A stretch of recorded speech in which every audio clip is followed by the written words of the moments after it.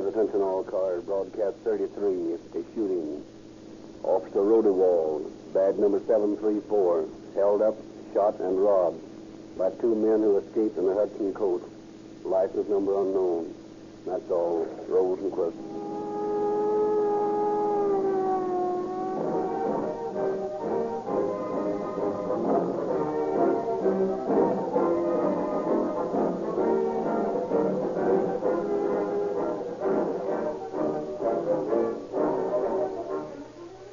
Ladies and gentlemen, you have heard the maxim, the proof of the pudding is in the eating. This is just a little more classical way of saying a slang phrase that was current some years ago. Show me, I'm from Missouri. The modern man is a practical man. He wants proof. And when he gets proof, he is sensible enough to accept it. The Rio Grande Oil Company makes no extravagant or exaggerated claims. They state simple facts. Listen. 1. Rio Grande cracked gasoline is made by the most efficient process known to the oil industry, the cracking process. 2. To this cracked gasoline, tetraethyl lead is added. 3. This gasoline averages 10 points higher in natural anti-knock rating than gasolines that are not cracked. Is it any wonder that Rio Grande crack is demanded by police cars, fire engines, and other emergency equipment here in the great Southwest? Is it any wonder that more and more motorists are swinging to crack? Consider the facts before you buy. Remember that you get police car performance at no extra cost with Rio Grande crack in your tank. For dependable lubrication during the summer months, why not try Sinclair Pennsylvania or Sinclair Opaline motor oil? These famous oils are extra refined and therefore have longer life. You are guaranteed against substitution because they are sold only in tamper-proof extra major cans. Give either Sinclair Pennsylvania or Sinclair Opaline a fair trial. They cost no more than most bulk oils.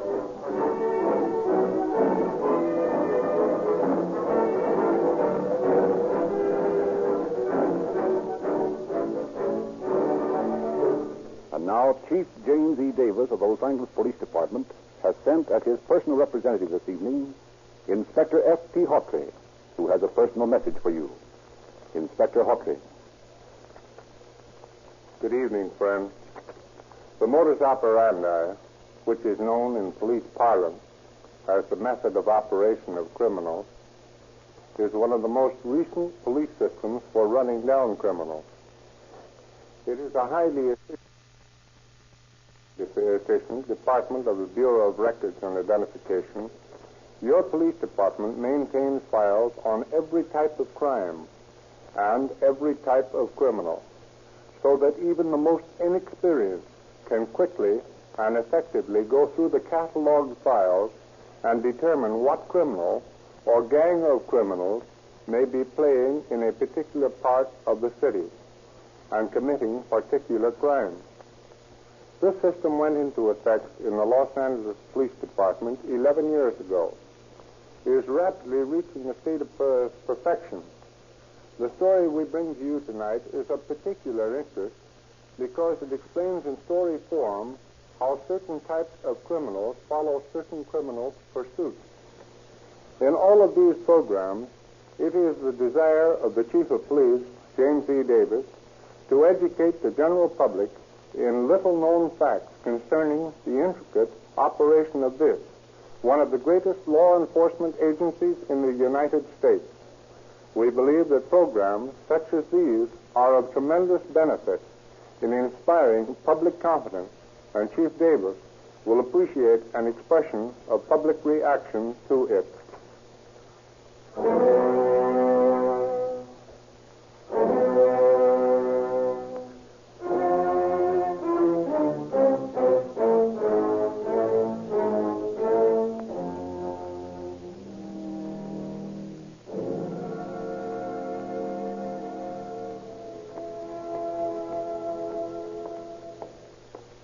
That was pretty good show, Sam. Yeah. I get a big kick out of that Dolores Del Rio. Oh, see. She's swell, all right. I like to have date with her some night, eh? That's just you there, Stick him up. Madre Dios, stick him up quick. Well, I'll walk back to that building and be quiet or I'll blow your head off. Yeah, let's see what you got on you. 16 bucks. And a watch. Hey, you there. Who, me? Yeah, you. Fork over. Here you are. 11 bucks, huh? And a couple of pikers you guys are. Got a watch? Yeah. Give it to me. Here you are. Good. Now, if you guys know what's good for you, you'll keep your mouth shut and stay right there for 3 minutes.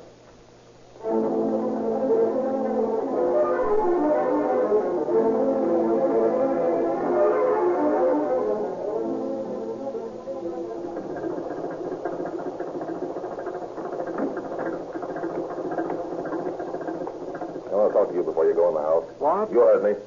How's the gas station business? What are you talking about? You know what I'm talking about. I know you've been collecting the day's receipts for the Servute gas stations, and I know you got the take in that briefcase. What of it? See this gas? That's what of it.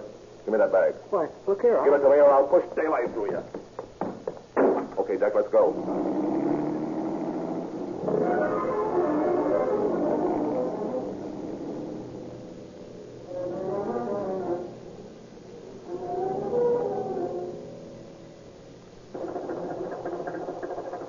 Go on in, Mary, while I put the car in the garage. All right, dear.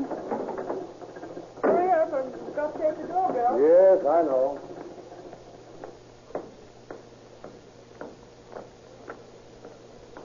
Mary! Mary, I'm being robbed! What? Shut up. I thought I'd taken care of your husband. Now get on inside there. See that gun? Oh, no. Quiet. I'll kill you. Give me those rings. No, please. Okay, I'll yank them off. Oh, no, There. don't. And the other hand. Come on. No. Oh, help, police, robbers. Quiet, you fool. Okay, Jack, let that guy go. I got the dame's rings. Come on.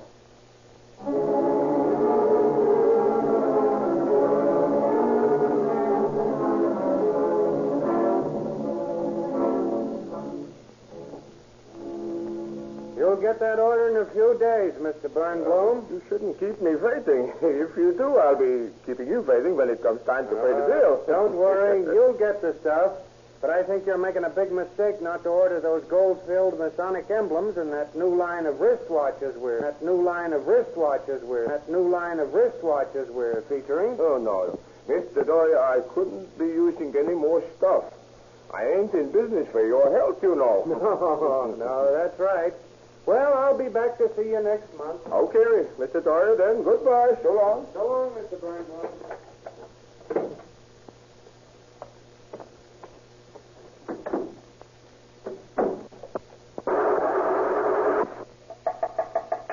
What do you want? What's the matter? This gun's the matter. Open up. This is a stick-up. Oh, Now get going and don't make any noise. where do you want me to go? Drive north on Alvarado up into the hills. If you try to wreck the car, I'll kill you. Put that rear vision mirror up. My pal's following us. I want you to see him. But I need that rear vision mirror. I'll have an accident if I don't use it. Put it up. Oh, but it's dark. I couldn't make out your partner's license number anyway. Okay, then. But don't try any monkey business.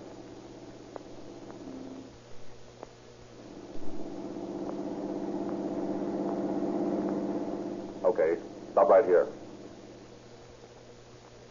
Get out. What do you want? Where are your jewelry samples? Why, in these cases here in the back seat. Yeah, I know that. Where else? That's all. You're lying.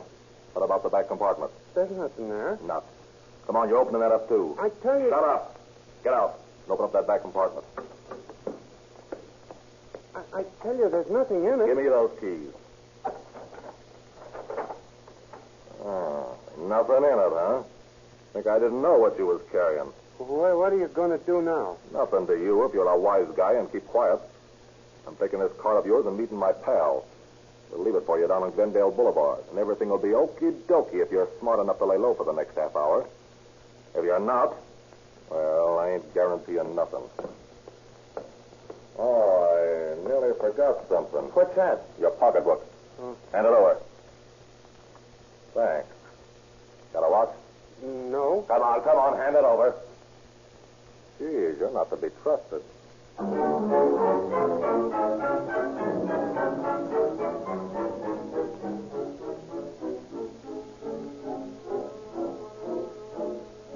Such are the crimes committed by a daring pair of bandits during the latter part of 1926 and the early months of 1927.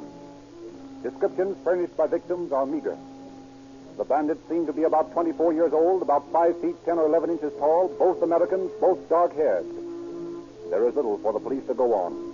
These crafty criminals are careful not to leave fingerprints, are careful to keep their identity guarded. Then, one evening in early fall, Patrolman Sgt Rosenquist is walking his beat on Mariposa Street when he observes a couple of men changing a tire on a Hudson sedan. Another sedan of similar make is parked behind it. Rosenquist approaches the two cars. Hello, boys. Having some trouble? Yeah. What seems to be the matter? Can't you see? We got a flat. Who's these cars belong to? Ah, so do you think? You don't need to get tough about it. Oh, yeah? Hey, let's see your registration card. Here's our registration card. No, mister, that's just a sample. The next one will go clean through you. Get into the car. Better get out of here quick, Jack. You're telling me? Come on, copper, get in. You drive, Zeke. Keep stick on this mug of the rod. Okay. Now listen here, Bull. You keep your face down there and don't look at me, thing, or I'll bump you off. I ain't gonna have you identifying me and no show up. You better get his badge and his gat, Johnny. Okay. Don't mind if I frisk you, do you, pal? Just a matter of form in our business. Oh, you shut up. I'm not gonna fool with you. I don't like cops, savvy? I'd just as soon plug you right now as sit on this seat beside you.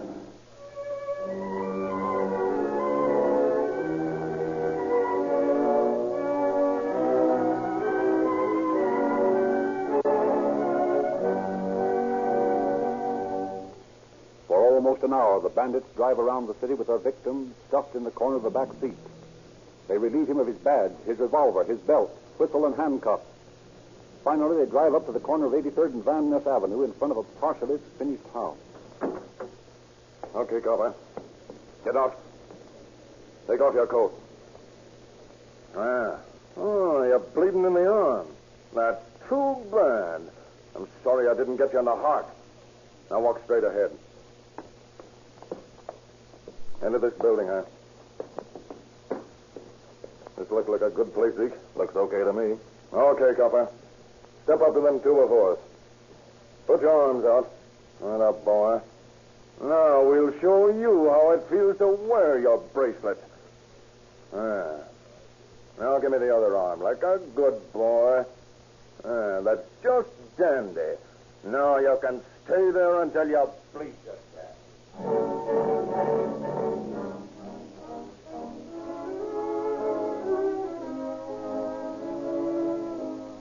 But the bandits fail to fasten the handcuffs securely, and Officer Rosenquist manages to work his hand loose. Bleeding profusely, he makes his way to the nearest house and reports the shooting. Still, there is little positive identification. Then the next day, an abandoned Hudson coach is found in Long Beach. The upholstery is splattered with blood. And Officer Rosenquist's cap, bearing the number 734, is on the floor. Howard Barlow, the police department fingerprint expert, searches the car for latent fingerprints, discovers several, photographs them, and running through his file for identification, he makes several astounding discoveries. He loses no time in reporting to Chief Davis. Well, Lieutenant, did you make anyone on those prints? Did I? I'll say I did, Chief. Jack Hawkins is one of them. Hawkins? Yeah. You remember I reported to you about 10 days ago about identifying a latent print from one of those robbery jobs as belonging to Hawkins? Oh, yes. Yeah, of course I do. Well, Hawkins is an escape from the St. Louis County jail. I got in touch with St. Louis, and they sent me his mug and prints, along with those of Zeke Hayes, the man he escaped with. And I've just identified 2 latent prints from that abandoned Hudson as belonging to Hayes and Hawkins. So they're the boys we're after, eh? That's right, Chief. Why, look at those prints. More than 20 points of similarity. Here are the pictures and descriptions. That's great work, Lieutenant. Now that we know who we're after, I'm going to throw a traffic blockade all over this town. Men of this type must be made an example of. No one can shoot a police officer in Los Angeles and get away with it. Send my secretary in, will you, Lieutenant? Yes, sir. Keep walking, Miss Bowler. Sit down, Miss Bowler. Take this order. To all division and detective commanders. Beginning tonight and every other night until further notice, place a blockade at the important intersections in your district. Stop all cars and detain all suspicious characters. Arrest one Zeke Hayes, alias Robert N. Hayes, alias Robert Albert Williams, and one John Neville Hawkins, alias James Elmer Fox, alias John Neville Wright. Hayes is described as American, 30 years of age. Height, 5 feet 6.5 inches. Weight, 165 pounds. Black hair, brown eyes. Hawkins, an American, 23 years old. Height, 5 feet 11.5 inches.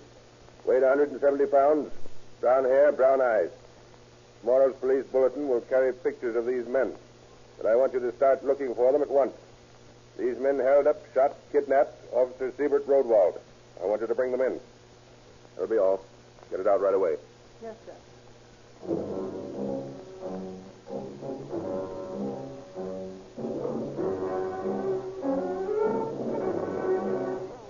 Night after night, citizens are conscious of the power and numbers of their police force as the traffic intersections swarm with uniformed officers scrutinizing the occupants of every automobile. But for all the efficiency of the police blockade, Hayes and Hawkins are not apprehended. The statewide teletype carries their descriptions to every police headquarters in California, and still the wily criminals escape detection. Although the men have not been placed in custody, Detectives Cato, Cahill, and Seeger prosecute their investigation and get from the victims positive identifications of Hayes and Hawkins as the robbers who held up the jewelry salesman, the gasoline station collector, the woman with the ring, and many other citizens.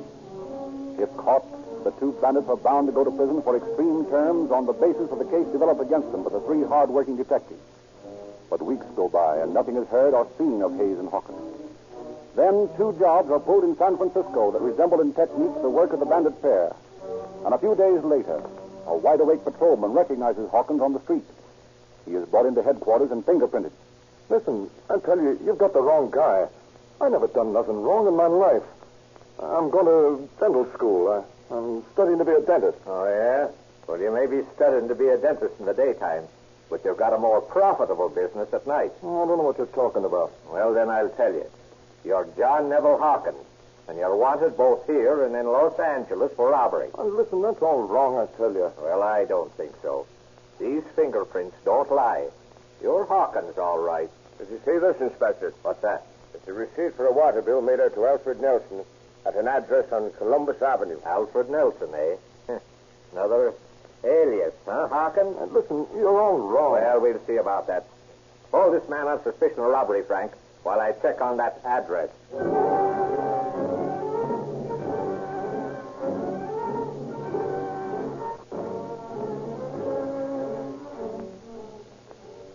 The officers go to the address on Columbus Avenue and find a veritable arsenal in Hawkins' apartment.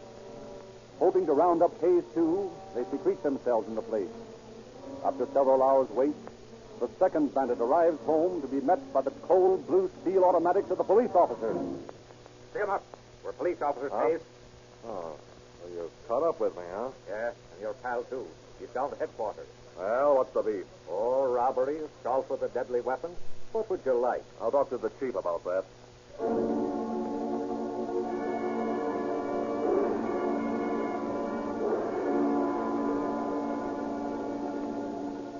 Hayes and Hawkins insist on an interview with Chief Dan O'Brien of the San Francisco Police Department. Finally, Chief O'Brien grants the request.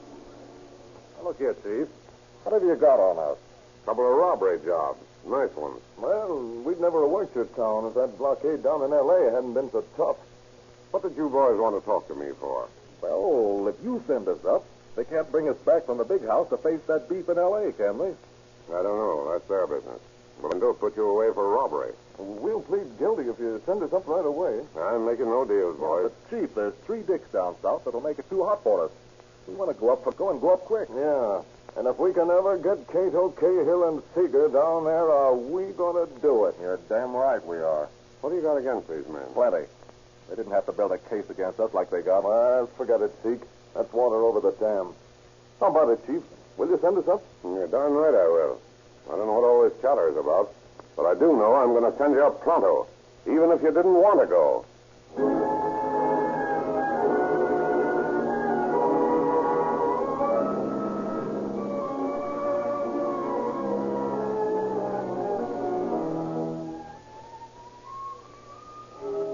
Hayes and Hawkins are quickly sentenced to from 5 years to life in Folsom Penitentiary on one count of first-degree robbery.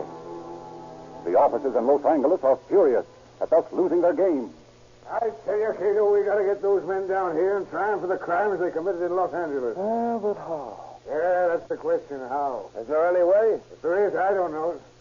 By the time they get out of Folsom on their present sentence, the statute of limitations will have run out, and we can't touch them. Well, we've got an assault with a deadly weapon charge on them. Hey, wait a minute. I've got an idea. What is it? We'll get the grand jury to indict them. What good that'll do? We can't get them out? Yes, we can. We'll subpoena them as witnesses in their own trial. Well, I never heard of anything like that before. Neither did I, but I don't see why it wouldn't work. Oh, it's worth a try at any rate.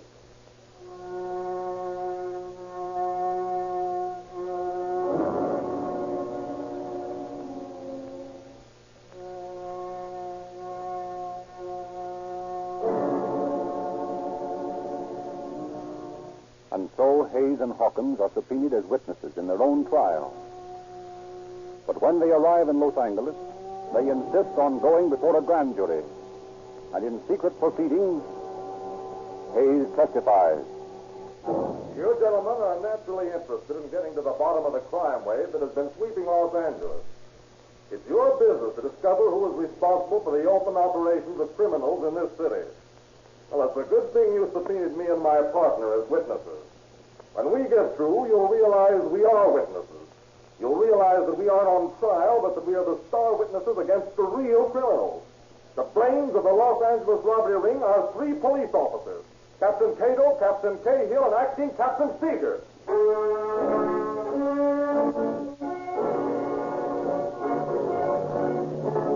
Hayes' accusation explodes the grand jury like a bombshell. An investigation is ordered. And although the prosecution tries again and again to bring Hayes and Hawkins to trial in Superior Court, each attempt is met with an order of postponement to permit the grand jury more time in its investigation. News of the charges leaks out, and the 3 police officers are publicly suspected. In the meantime, Hayes and Hawkins, as guests of the county jail, hugely enjoy the trouble they are causing. We're certainly fixing up those 3 dicks. Why, they won't have a friend in this town when we're through with them. Yeah, but how long can it go on? We can't prove anything. What of it? This is better than Folsom, ain't it? We don't have no work to do here. Just lay around and smoke all day. So long as Ella keeps kicking in a little dough now and again, we're sitting on top of the world. She's a great kid, that gal of yours. You're telling me? There ain't many that'd stick to a guy the way she has. All the good she is to you. You'll be an old lady before you're out on the street again. Yeah, guess you're right. Sure, I'm right. Once in a while, I want to do something about it. What do you mean? I mean, I want to get out of this joint. Yeah, fat chance you have of doing that. Oh, I don't know about that. What are you talking about? Oh, do you know Tom, the trustee? Yeah, sure. Yeah, he used to hang around Tony's in the old days. That's right. He's on the junk, you know. Yeah? Sure. And it's a cinch he ain't getting much in here. So? So I'll get Ella to hustle up some dough and promise it to old Tom if he'll pack us in a gap. Then what? Oh, do you know the way Cato and Seeger always sit in the front row in the courtroom? Yeah. Well, next time we go into court, we buff them off, see? And we make a dive for the elevator, go down the street instead of up to the jail, and we're out. Gee, that's a pretty big chance. Yeah, what of it? I'd rather take a chance like that than look through bars the rest of my life. Okay. I'm with you.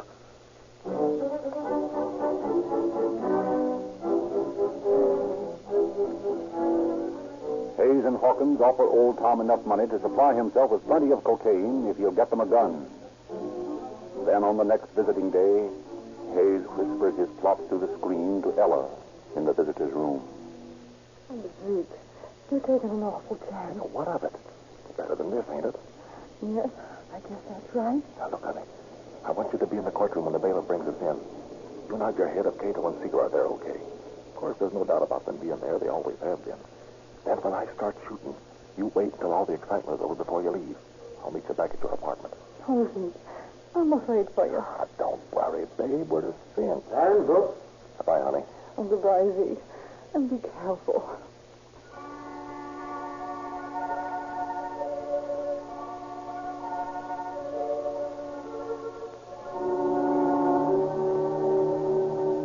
Once more, the case of the people versus John Neville Hawkins and Zeke Hayes is called. Once more, as they had so many times before, Hayes and Hawkins are led into the courtroom and stand facing the judge. Once more, a movement is made for postponement. Your Honor, I move this case be postponed. Johnny, I was shaking her head. Cato and Seagull are in the courtroom. Oh, my God. What do we do now? They'll find that cat on us if we go back to jail with it. They're going to shoot our way out just the same. Right now? No, just as soon as they put us in the elevator. Okay. Do I hear any objections? Case is postponed until July 13th. You may take the prisoners back to their cells. All right, come on, you guys. Oh, we're coming.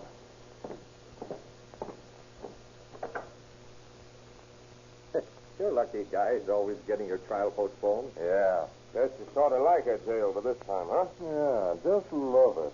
Here's the elevator. Let's go. Yeah, sir, gentlemen, going up. Attaboy, Sam, up to the jail. Okay, Johnny, let him have it. Hey, what the... Hey, drop that gun. Hush, you cop. Oh. Shoot my partner, will you? You hurt bad, Jesse? I'm all right. Oh, you're bleeding. Get us downstairs, Sam. I got to get Casey to the hospital. Yeah, but how about me?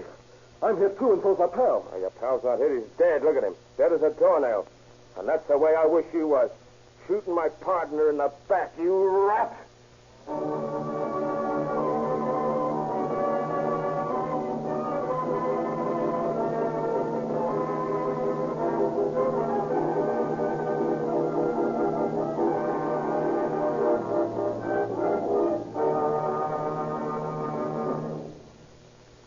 Yes?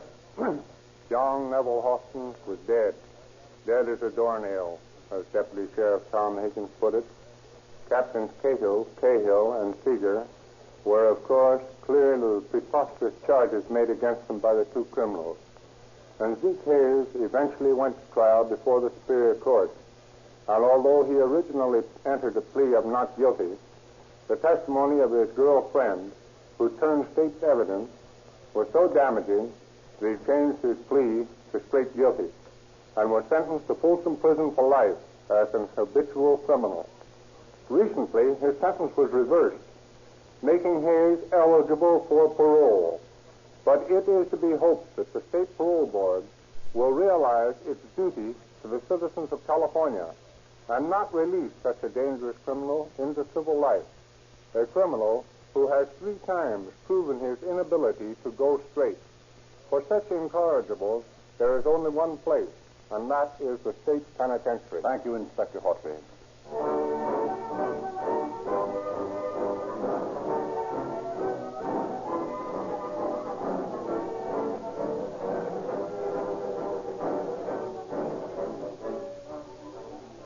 If it has done nothing else, we are certain that Calling All Cars has brought home to you, the average citizen, the hazards and dangers of police work. In their war against crime, the police must be provided with equipment that is dependable and ready to meet an emergency. The officers in a police car must be armed with the latest of weapons. Their ammunition must be the best. Their car must be mechanically perfect. And the gasoline in the tanks must be able to meet instantly any requirement of power, quick starting, and speed. There can be no sluggishness, no failure to start, no lack of speed. A life might be lost through such a failure. Rio Grande cracked gasoline gives police equipment that needed dependability. That is why in the great Southwest, where Rio Grande products are sold, more police cars, ambulances, fire engines, motorcycles, and other emergency equipment use Rio Grande cracked than all other brands combined. Rio Grande has prepared for your information a complete list of forthcoming cases to be broadcast on Calling All Cars. Drive into your neighborhood Rio Grande service station tomorrow and ask for the Rio Grande radio log. It's free.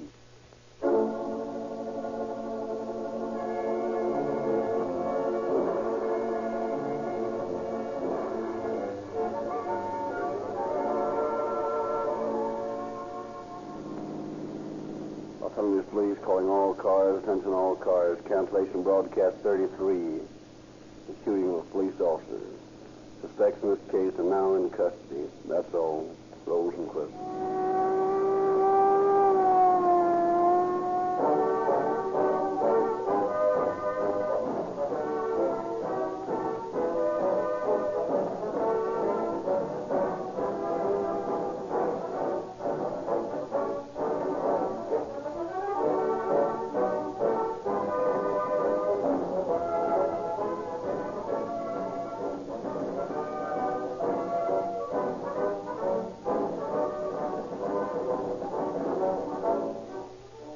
Searching All Cars is based on the confidential files of the Los Angeles Police Department and is written and produced by William N. Robson.